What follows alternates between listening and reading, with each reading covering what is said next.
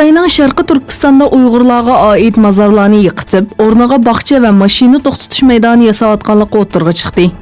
Kishilik huquq tashkilotlari Xitoyning Uyg'urlarning izini tamoman o'chirish uchun mozorliklarni va muhim tarixiy imoratlarni cheqiyotganligini o'tirg'i qo'ydi. Siyosat va terrorizm bilan aloqasi bo'lmagan Uyg'urlarning tirik va o'likiga qilinayotgan bu zulmga yetarli qarshilik bildirilmayotdi. Sharqi Turkiston uchur markazida muhim yig'in va seminarlar o'tkazildi. Germaniyaning Duisburg shahriga joylashgan Sharqi Turkiston uchur markazida Yoshirun Ong va uning oilaning baxtiga bo'lgan ta'siri nomli leksiya yig'ini o'tkazildi.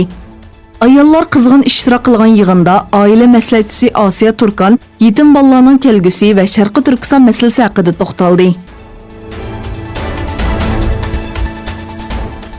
Xitoyning Hong Kong alohida ma'muriy rayonida 4 oydan buyon davomlashayotgan namoyishlarda qo'lga ilingan 2000 dan ortiq kishining oz deganda 3 dan birining bolalar ekanligi o'tirg'i chiqdi.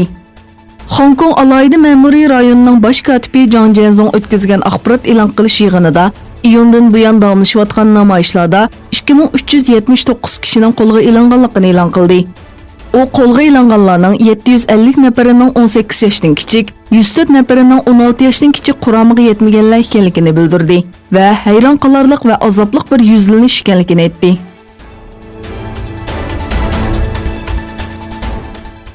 O'zbekiston Iroqda Daeshga qatnashgan fuqarolarining bolalarini davlatiga qaytarib kelishini davomlashtirmoqda.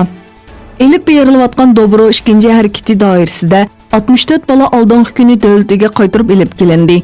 10 oktyabr Bag'doddan 39 o'g'il va 25 qiz bolani elib kelgan bir aeroplan Toshkent xalqaro aerodromiga qo'ndi. Bu bolalarning 14 nafarining 3 yoshdan kichik, ikkisining yetim ekanligi ma'lum bo'ldi. O'zbekistonda tashkil qilingan xizmat guruhi Iroqda 10 yoki 20 yillik qamoq jazosiga hukm qilingan va muddatsiz qamoq jazosiga hukm qilingan Daesh a'zosi o'zbekistonlik ayollar bilan ko'rishdi. Ulardan bolalarning O'zbekistonga qaytarilishi haqida ruxsat olindi.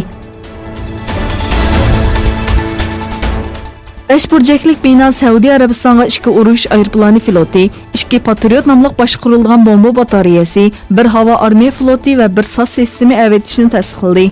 Amerika Mudofaa Ministrligi Eron tahdidini ishorat qilib, havo armiya aslahalari, Patriot batareyalari va 1 SAS sistemasi avatadiganligini e'lon qildi.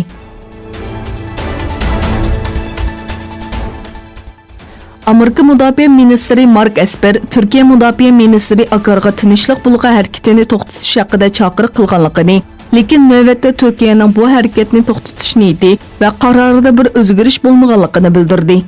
Ministr Esper General Mark Milley bilan birlikda o'tkazgan axborot e'lon qilish yig'inida Turkiyaning Suriyaning shimolida ikki taraflik daxl elib berishiga qarshi turamiz va qattiq qo'ymsizlik ichida turibmiz. Bu harakat ittifoqdoshimiz Suriya demokratik qismlarini tahdidga soladi. Daesh turmanlarining bexatarligini tahdidga uchirtadi va rayonda muqimsizlik barpo qiladi dedi.